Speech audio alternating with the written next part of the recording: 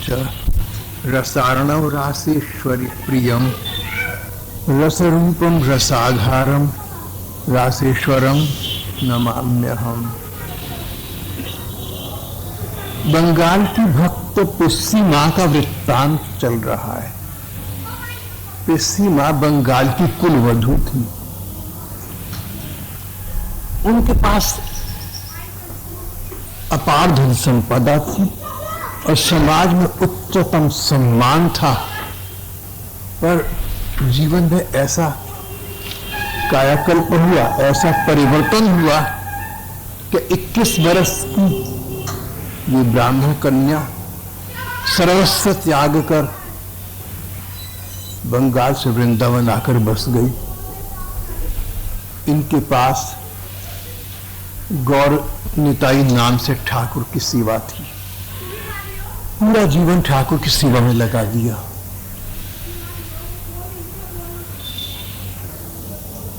अपने बचपन से ही इनके विचार ठाकुर के प्रति वात्सल्य भाव के थे।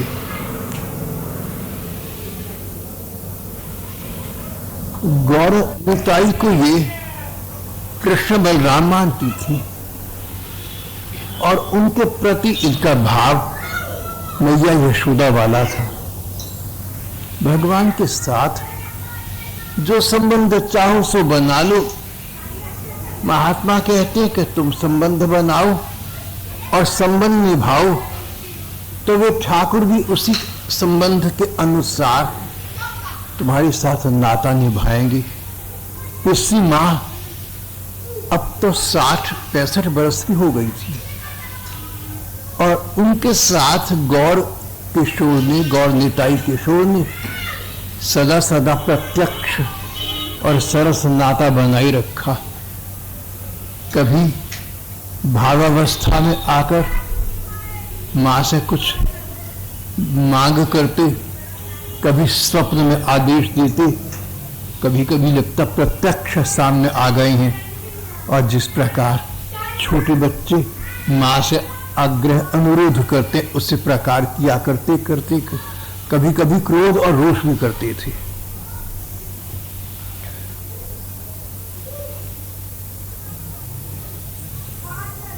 पिस्सी माँ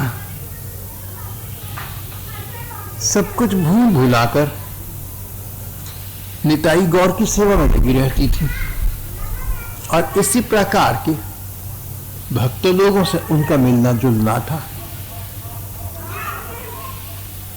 धन्य है उस मानव का जो स्वयं अपना मन, अपना तन, अपने वचन, अपना धन भगवान को समर्पित कर चुका हो। ऐसे व्यक्ति का फिर संसार में साधारण लोगों से संपर्क कम होता जाता है, भगवत जनों से संपर्क बढ़ता जाता है। चिंतन भी ठाकुर का, चर्चा भी उन्हीं ठाकुर की। पिस्सी माँ का यही गणित था। एक बार की बात है, एक विरक्त महात्मा पिस्सी माँ की सेवा में आई और ठाकुर निताई गौर की सेवा में संलग्न हो गई, मानो पुजारी बन गई।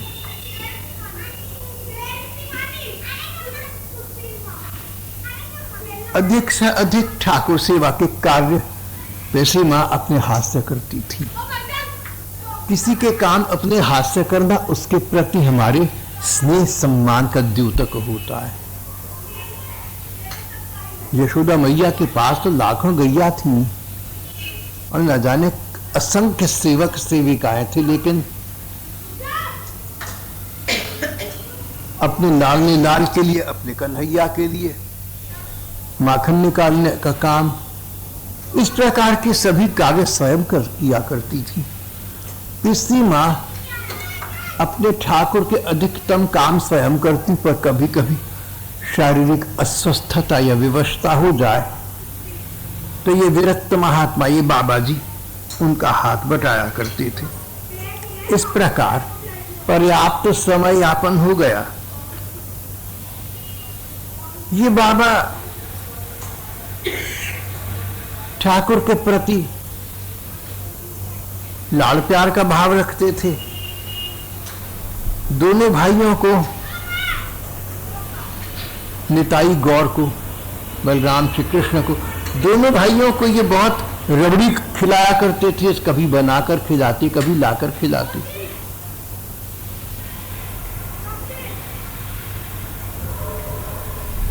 पर न जाने पूर्व जन्मों के कैसे संस्कार जागे, पता नहीं कैसी प्रतिक्रिया हमारे मन पर कभी हावी हो जाती है। हम कुछ से कुछ हो जाते हैं, बदल जाते हैं, कुछ से कुछ कर बैठते हैं।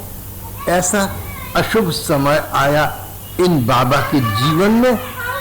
रात के समय मंदिर का दरवाजा खोला, निताई गौर ठाकुर के 500 रुपए के मूल्य के स्वर्ण के आभूषण उतार कर ली गए।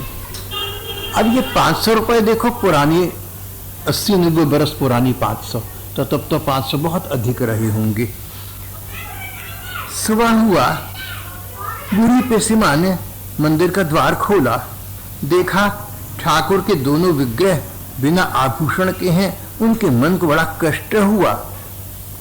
हाय हाय, ये को कार्य किसने किया? ऐसा भी कोई पापी जीव जगत में हो सकता है? चिंता के अवस्था में पेशीमा मंदिर के दालान में लेट गई। उन्हें हल्की सी नींद आ गई। अर्ध निद्रावस्था में, आधी सोई आधी जागी सी तंद्रा में उन्होंने देखा कि उनके ठाकुर गौर निताई उनके सामने खड़ी हैं। कह रही हैं, मां, उस बाबा ने हम दोनों भाइयों को बहुत रबड़ी खिलाई है, बड़ा दरिद्र है, अब ले गया मेरे आभूषण। क्या हो गया? मां, तुम उसको कुछ मत कहना, मेरी प्यार से सेवा करता रहा, दरिद्रता घर में है उसकी, नहीं कुछ सूझा तो मेरे आभूषण ले गया और मुझे तो रबड़ी खिलाता रहा। दोनों भाइयों को हम समझ लो हमने उनको दे दिए, उससे कुछ मत कहना, उसको संकोच में मत डालना।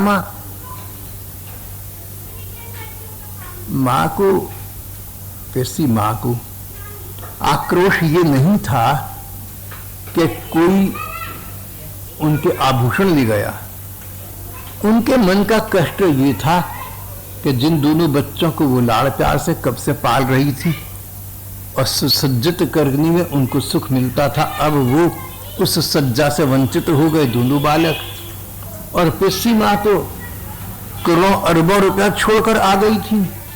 अब तो उनके पास कोई पैसा तो था नहीं, आभूषण तो ला नहीं सकेंगे। बोली, ठीक है, तुम्हारी वस्तु थी, तुम किसी को दे दो या पास रखो, मेरा क्या है? और फिर तुम्हारा भी क्या है? तुम्हें तो मांगने की आदत है, आवश्यकता होगी फिर कहीं से मांग लोगे, ले आओगे। गुस्से में भर के माँ ने बच्चों से ये बात कही और शांत हो गई। और वो अर्ध सप्तावस्था में, अर्ध जागृत अवस्था में दिखा वो दिवस स्वप्न झिलमिल हो गया, तिरोहित हो गया। कुछ दिनों के बाद स्वप्न में गौरनिताई ने मां को मानो प्रत्यक्ष दर्शन किए, प्रत्यक्ष दर्शन दिए। कई बार ऐसे सपने दिखते हैं ना आपको, ऐसा लगता है सचमुच हुआ है, जागने का भी ऐसा लगता रहता है। स्वप्न में निताई गौर ने मां को प्रत्यक्ष दर्शन दिए। बोली, मां, बड़े बड़े लोग दूर दूर से आकर ब्रज की यात्रा करते हैं, 84 कोस की परिक्रमा करते हैं। मां, हम दोनों 84 कोस की परिक्रमा करेंगे, हमें भिजवाओ ना। मां प्रसन्न हो गई, बोली, ठीक है, हम तुम्हें ब्रज 84 की परिक्रमा कराएंगे। दूसरे दिन उन्होंने ठाकुर निताई गौर को पालकी में बैठाया और दो भक्त मथुरादास और कृष्णदास ये मां के कहने में रहते थे, अपने अनुगत दोनों वैष्णवों को लिया और निकल पड़ी कीर्तन करते हुए ब्रज की परिक्रमा के लिए। मार्ग में निताई गौर को जो आनंद हुआ उसकी सीमा नहीं। जैसे बच्चे बाजारों में घूम के बड़े खुश हैं, ये खोए हुए थे। 30-40 दिन परिक्रमा चलती रही, अंततः मथुरा के निकट पहुंची। पेशी मां कृष्णदास को साथ लेकर आगे आगे मथुरा शहर में जाने लगी, निताई गौर की सेवा का पहले से कुछ प्रबंध करने के लिए। पीछे मथुरा दास ठाकुर की पालकी के साथ चल रहे थे। उन दिनों देश में अंग्रेजों का राज था, मथुरा छावनी थी, अंग्रेजी सैनिक मिले। उन्होंने देखा कि लाल कपड़े से ढकी एक पालकी है तो कुतूहल हुआ और बड़े पैरामिलिटरी ट्रेन में बड़े अहंकार के अभिमान के स्तर में आकर बोले, क्या है इसमें? मथुरा दास ने कहा, हमारे ठाकुर हैं। बोले, हमें दिखाओ। मथुरा दास को डर लगा, ये म्लेच्छ हैं, कहीं ठाकुर को छू न लें। विनय के स्वर में उत्तर दिया, अभी हमारे ठाकुर दर्शन न दे सकेंगे। ये बात अंग्रेजी सैनिकों के समझ में नहीं आई। वे बलपूर्वक दर्शन करने को तत्पर हुए। उसी समय उन्होंने देखा पालकी में से बिजली के समान एक तेज विषम तेज निकला। सैनिकों के नेत्र उससे झुलस गए। वे भय से ओ गॉड कहकर चीख मारते भाग गए।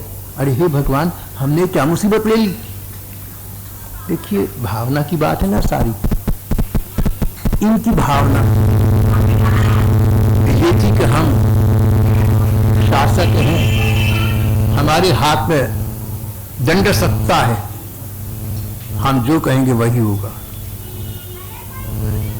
जब कृष्णदास ने ठाकुर दर्शन न कराने की बात की तो सैनिकों के मन में ये कष्ट नहीं हुआ कि हम ठाकुर सेवा के अयोग्य अपात्र हैं।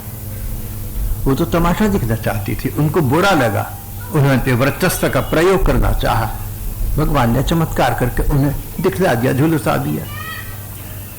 भक्त लोग कितने भी ऊंचे उठे हुए क्यों ना हो, वो चमत्कार सिद्धियों को नहीं मानती, न दिखाती हैं।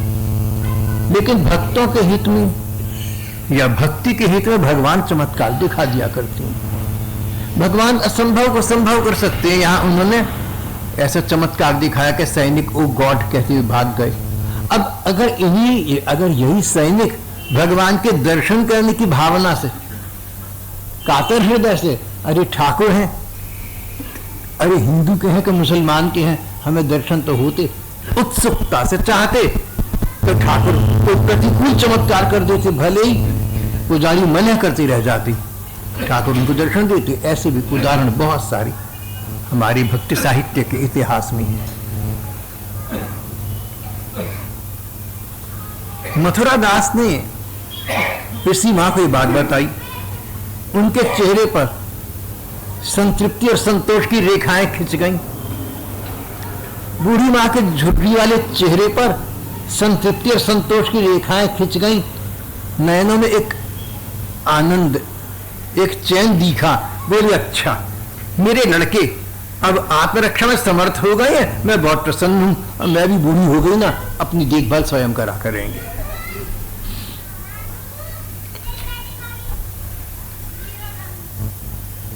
कृष्णदास के एक संत गुरु थे, गोपेश्वर गोस्वामी। धीरे धीरे समय का प्रवाह जारी रहा। ठाकुर की और वैसे मां की लीलाएं चलती रहीं, लेकिन मां की उम्र अब 100 वर्ष की हो गई थी।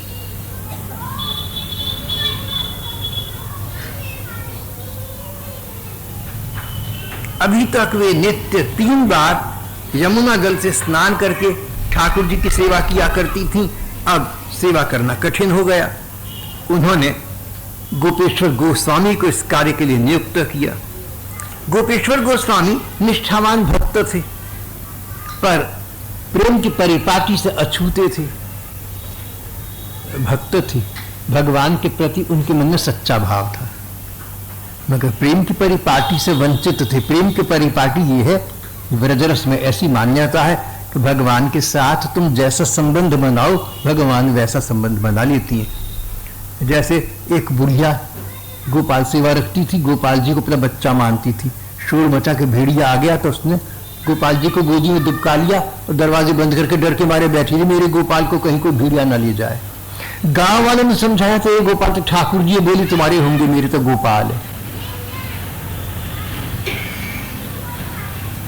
जहां प्रेम है, जहां प्यार है, वहां हमें प्रेमास्पद के ऐश्वर्य का, उसके ईश्वर पने का विचार ही नहीं आता।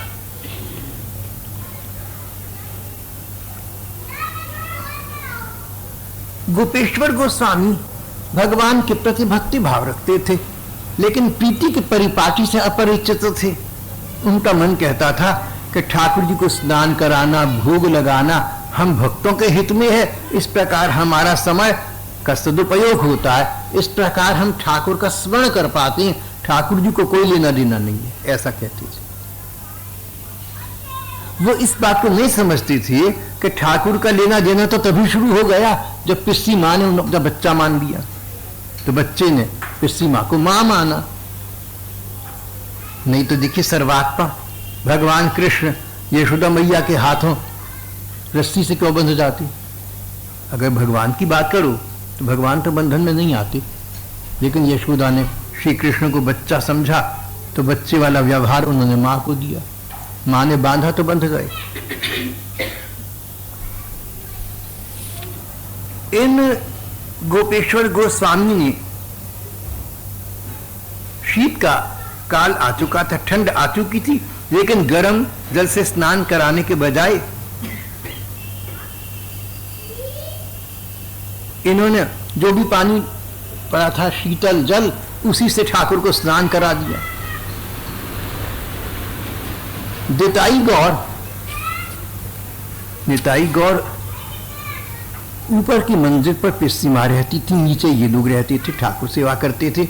निताई गौर पिस्सी माँ के पास गए, बोले माँ तू बुढ़ापे और बीमारी का बहाना करके यहाँ आराम से पड़ी है, और देख हमें उस गोस्वामी ने ठंडे जल से स्नान कर हमें जुकाम हो गया, देखो मेंढकी को जुकाम।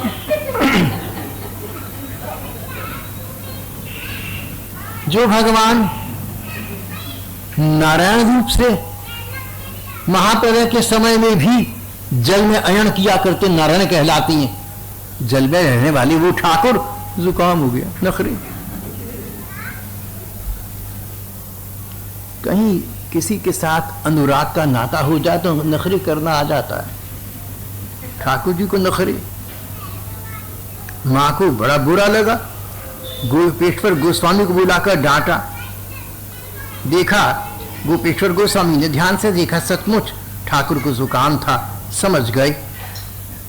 मन को कष्ट मिला, मां के चरणों में गिर पड़ी, और उस दिन के बाद अपने ठाकुर के प्रति इनका भी भाव सरसता का, प्रेम का हो गया, पर एक कठिनाई बनी रही। गोपेश्वर गोस्वामी का भगवान कृष्ण के साथ वात्सल्य भाव नहीं था, वात्सल्य मां बेटी का रिश्ता, पिता पुत्र का रिश्ता नहीं था, इनका सखा भाव था। ये श्री कृष्ण को सखा मानते थे। पिस्सी मां इनसे वो सेवा कार्य कराती जो एक बच्चे के प्रति करे जाती हैं। पिस्सी मां के मान में ये उसी प्रकार सेवा करते रहते थे, पर मन ही मन कहते रहते थे कि ठाकुर मेरा तुम्हारा सखा संबंध है, हम बराबर के हैं दोनों, अब तुम नखरे करो बच्चों की तरह और कभी क्रोध करो, मेरे से नखरे नहीं भुगते जाते। जिस दिन पिस्सी मां नहीं होगी तो सब समझा दूंगा।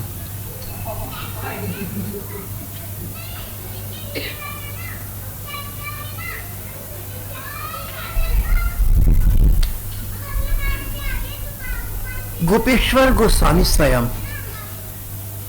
श्री भगवान के प्रति, श्री कृष्ण के प्रति बहुत प्रत्यक्ष सेवा और भक्ति का भाव प्राप्त कर चुके थे। कई बार दूर की घटी हुई भगवदीय घटनाओं का बोध उन्हें अपने स्थान पर हो जाता था।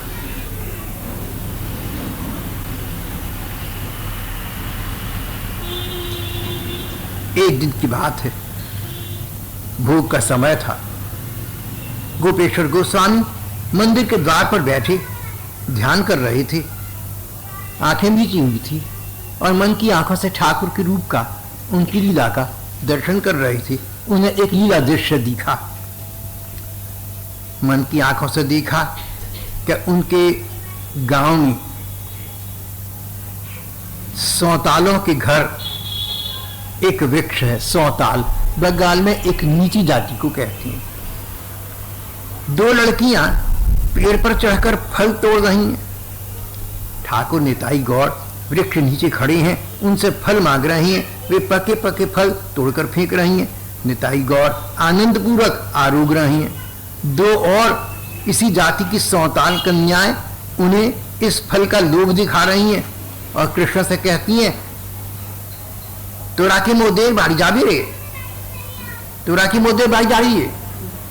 अरे भैया हमारे घर चलेगा, हम तुझे पके पके पके कैथ के फल खिलाएंगे, वृक्ष की तरी बैठ कर खाइयो।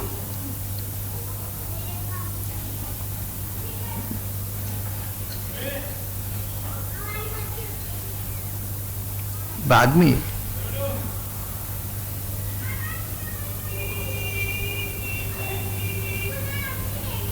ये बात मंदिर में फैली। एक पत्र लिखा गया, उस गांव के चौधरी के नाम, विष्णुपुर गांव का नाम था। इस तिथि को, इस तारीख को इतने बजे क्या कोई ठाकुर की विशेष लीला हुई? उत्तर आया कि उस दिन उस गांव में सौतालों के एक उत्सव में ठाकुर जी को लेकर एक लीला अभिनय किया गया था, जहां कन्याएं इनको फल खिलाने के लिए पेड़ के नीचे बुला रही थी। पता चला ना कि बात ठीक हुई, भाव सिद्धि की अवस्था हो गई। एक ही दृश्य दो स्थानों पर दूर दूर उन लोगों को मिला जो एक दूसरे से मिले नहीं थे। उनकी भाव सिद्ध अवस्था हो गई। भाव सिद्ध, भावना में, मन ही मन में सिद्ध, एक ही वास्तविकता का दिग्दर्शन दो जनों के या अधिक लोगों के द्वारा करना। उधर गोपेश्वर गोस्वामी देखते कि ये दोनों गौर निताई बालक इतने नखरे भोगते पिसते माने इनके कि बिगड़ गए और कभी कभी क्रोध में भरकर कोई चीज फेंक भी देती हैं।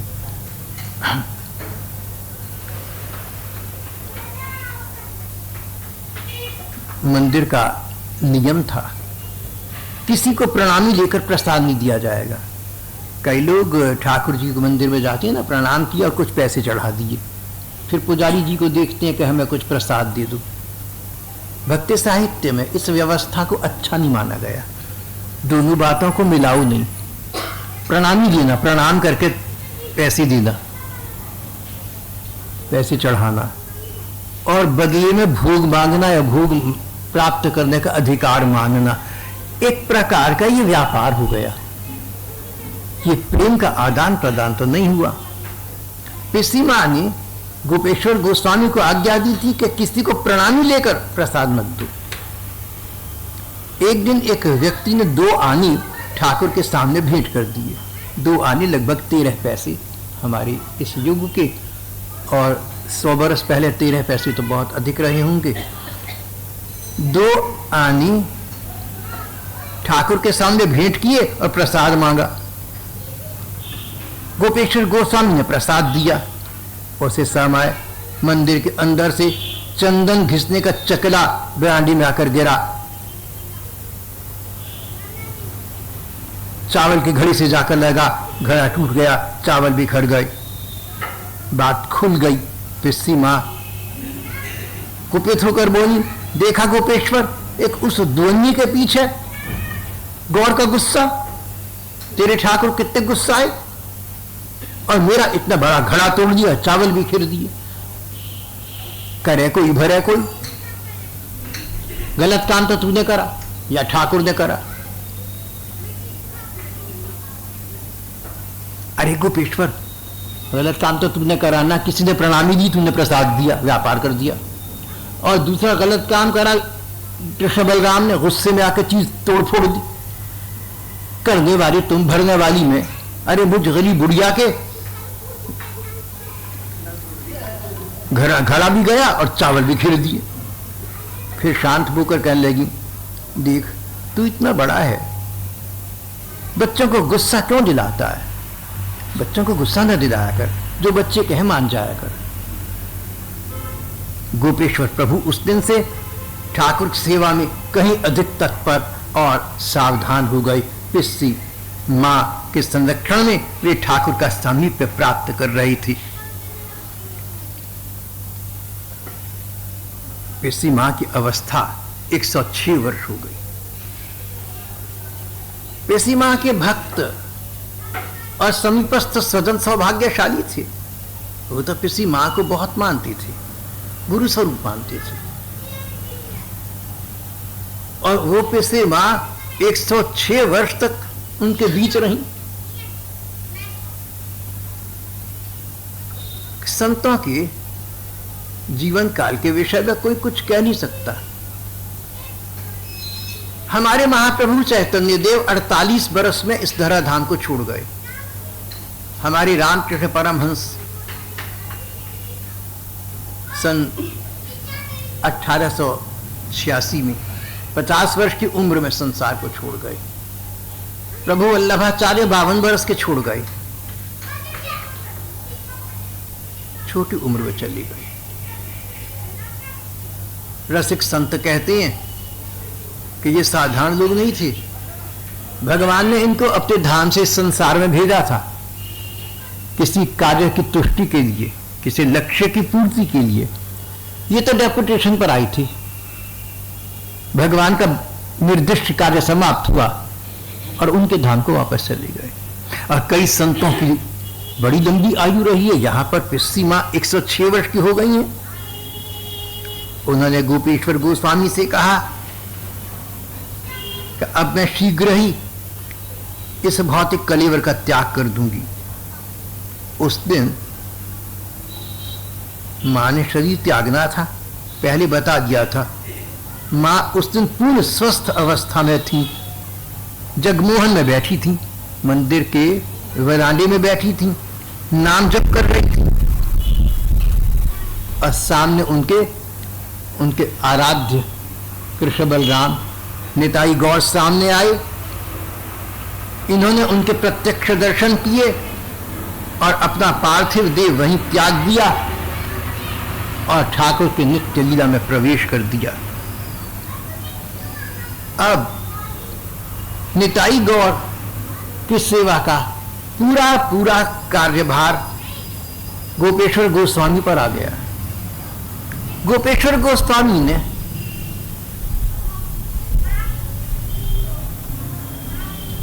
सेवा का कार्य तो सहर्ष स्वीकार लिया, पर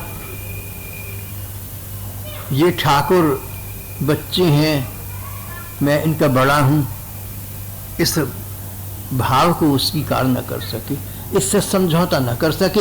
उनके मन में ये था कि ये मेरे सखा हैं, मेरे बराबर के हैं, मेरे मित्र हैं। एक विचित्र अद्भुत घटना घटी for all the world to see. दर्शकों ने, दर्शनार्थियों ने, यात्रियों ने, आते जाते सभी लोगों ने देखा कि धीरे धीरे निताई गौर की बाल मूर्तियां बड़ी होने लगी। जैसे 12-13 वर्ष का बच्चा हो तो थोड़ा थोड़ा बड़ा होता जाता है, तो पता चल जाता है।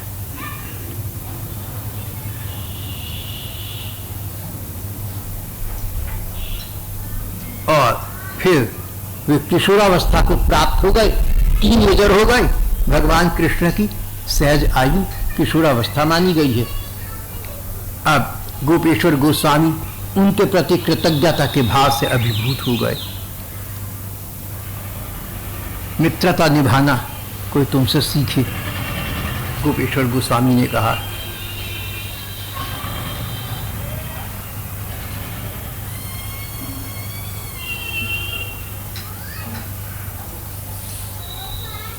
जन साधारण में ये बात फैल गई कि पिस्सी मां के बच्चे उनके बाद अब बड़े हो गए हैं और गोपेश्वर गोस्वामी के मित्र हैं, उनके साथ सखा संबंध निभा रहे हैं। न जाने कितने लोग इस चमत्कार के दर्शन करने के लिए भागे हुए आए। कहीं चमत्कार हो जाए सच्चा झूठा तो लोग भागे चली जाती हैं। अधिकांश चमत्कार तो सच्चे नहीं होते, कोई ना कोई मूर्खता छिपी, कोई ना कुछ चतुराई छिपी होती है मूर्ख बनाने के लिए। कहीं चमत्कार से लोग भागे न चली जाना, मूर्ख मत बन जाना। लोगों में, आम लोगों में मूर्ख बनने की बड़ी वृत्ति होती है, बड़ी प्रसन्नता से मूर्ख बनते हैं। चमत्कार से चमत्कृत तभी होना चाहिए जब किसी चमत्कार का आपके अपने जीवन में भगवदीय प्रभाव स्वयं पड़ा हो। कोई ठाकुर की आपको अनुभूति हो तो लोगों को चमत्कार दिखे न दिखे आप तो क्या लेना है। और आपको ठाकुर की अनुभूति नहीं हुई, प्रतीति नहीं हुई, आभास नहीं हुआ, एहसास नहीं हुआ, फीलिंग नहीं हुई, और लोगों के पीछे भेड़चाल की तरह भागे चले जाए तो समय नाश है। जहां पर सभी लोगों ने देखा कि गोपेश्वर गोस्वामी की मैत्री की भावना के अनुसार उनके ठाकुर अब बड़े हो गए और उनके साथ मित्रता का व्यवहार करने लगे।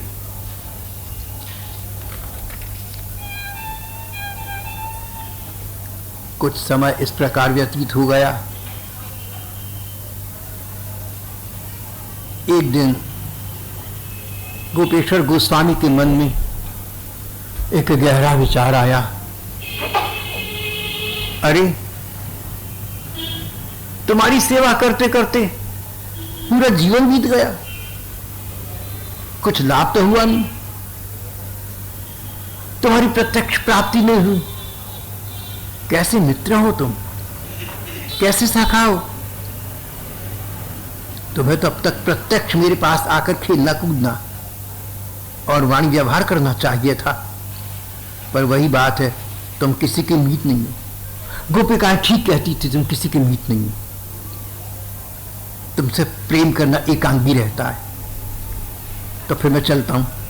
अरे इतने दिन अगर मैंने एकांत में भजन किया होता, मानसिक चिंतन किया होता, तो विवश होकर तुम्हें अपने प्रत्यक्ष प्राप्ति मुझे प्रदान करनी पड़ती, पर मैं तुम्हारी सेवा में जुटा रहा, जीवन बिता दिया,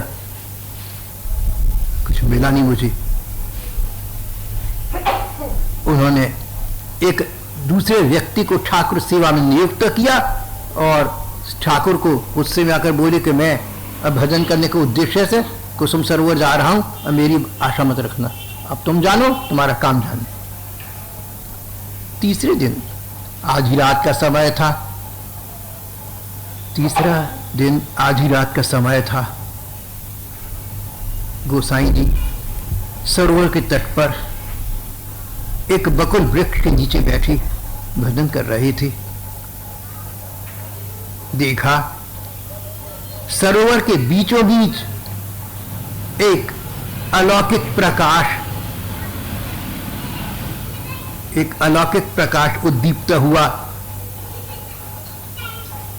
ये लोकोत्तर प्रकाश धीरे धीरे गोसाई जी के पास आने लगा, बहुत पास आ गया तो देखा प्रकाश के पुंज में निताई गौर अवस्थित हैं। बकुल वृक्ष के नीचे आकर वे उनके सम्मुख खड़े हो गए, बोले, दादा आज 3 दिन से हमने अन्न जल ग्रहण नहीं किया है, चलो हमारे साथ। स्पष्ट है कि गोपेश्वर गोसाई का भजन सफल हो गया, ठाकुर प्रत्यक्ष आकर मिले, वो यही चाहते थे। वे अब वापस चल पड़े वृंदावन के लिए। गोवर्धन में एक महात्मा ने उन्हें देखा, बोले, अरे गोपेश्वर तुम आ गए? कल रात स्वप्न में निताई गौर ने मुझसे कहा कि 3 दिन से उन्होंने आहार नहीं किया, भैया तुम वृंदावन जल्दी चले आओ और दोनों की सेवा करके उन्हें सुखी करो।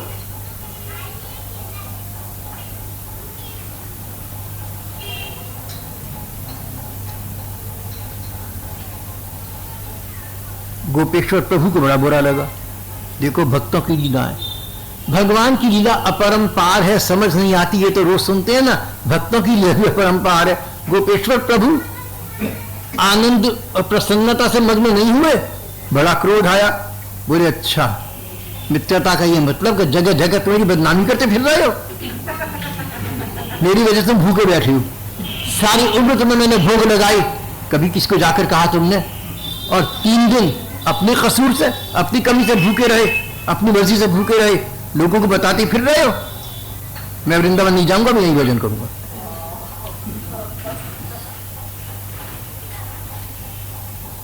महात्मा ने सारी बात समझी, इनको समझाया बुझाया, इनका रोष शांत हुआ, तो वृंदावन जाने को राजी हो गए।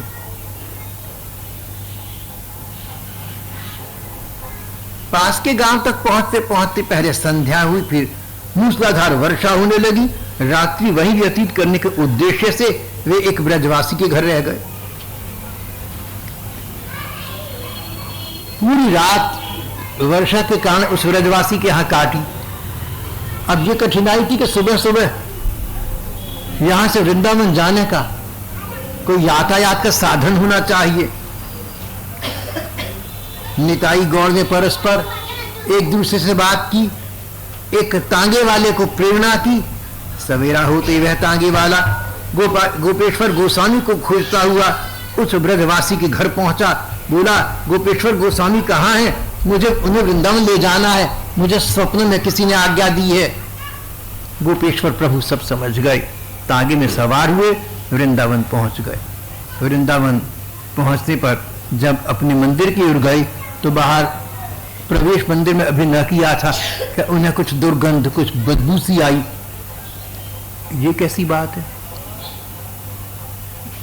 पुजारी से पूछा, बोला पता नहीं, 3 दिन से आ रही है। पुजारी जी को ये नहीं कि पता लगाऊं, पुजारी वेतन भोगी होते हैं ना, उनको के प्रेम तो होता नहीं। ये तो जैसे सरकारी मुलाजिम है, ऐसे ठाकुर जी के मुलाजिम। बोला पता नहीं, 3 दिन से आ रही है। अरे पता नहीं 3 दिन से, फिर तू करता ना कुछ गतिविधि, कुछ हलचल में आता। बिल्कुल आराम से कहने लगा, पता नहीं 3 दिन से आ रही है। गोपेश्वर गोस्वामी ने पुजारी से कुछ नहीं कहा। अगर वो उसको बुरा भला कहते तो समय नाश होता। वो चाहते थे पता लगाना कि दुर्गंध कहाँ से आ रही है, क्योंकि ठाकुर मंदिर में है, दुर्गंध तो उनको आ रही है। पहले उनको गंध मुक्त करें, फिर पुजारी से बात करेंगे। मंदिर के भीतर प्रविष्ट हुए, चारों ओर अन्वेषण किया, देखा ठाकुर की मसहरी के ऊपर एक चूहा मरा पड़ा है। मंदिर के अच्छे से सफाई की, सब धो पोछ कर सेवा की व्यवस्था की, और समझ गए कि ठाकुर ने मेरे 3 दिन चले जाने की वजह से अपना क्रोध प्रकट करने के लिए चूहे की लीला की है। ये मुझ पर धौंस जमा रहे हैं कि देखा तू चला गया था, हमारी तेरे पीछे कितनी दुर्गति हुई, तुझे हमारा ख्याल नहीं, तुझे अपना ख्याल है। सचमुच गोपेश्वर गोस्वामी और निताई गौर परस्पर घनिष्ठ मित्रों की भांति रह रहे थे। शेष जीवन तो इस मित्रता में व्यतीत ही किया, और उसके पश्चात अपने ठाकुर के धाम को प्रस्थान कर गए। श्री कृष्ण गोविंद।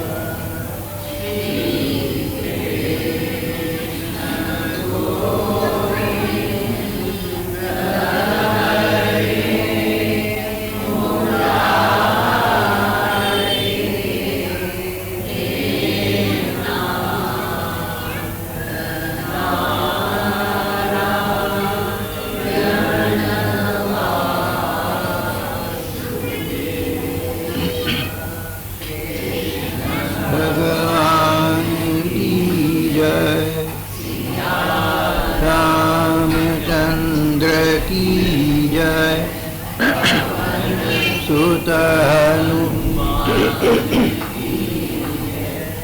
उमा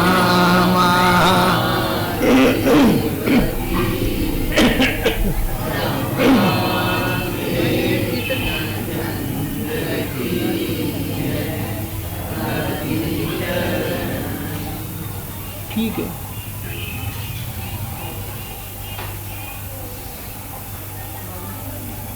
नहीं और कोई कराए मामा जी को कीर्तन करिए 5-7 मिनट करा दो। कितनी देर कराना है? हाँ 10 मिनट करा दो।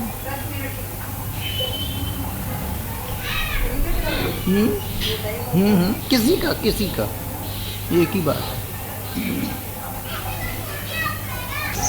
तुम ही करा दो राधिकारम। अच्छा आज इनका प्रादुर्भाव दिवस है।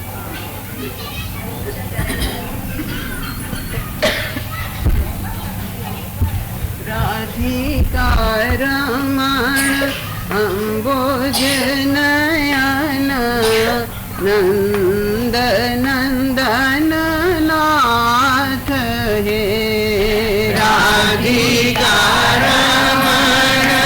अम्बोज नयन नंद नंदन नाथ हे राधिकारमण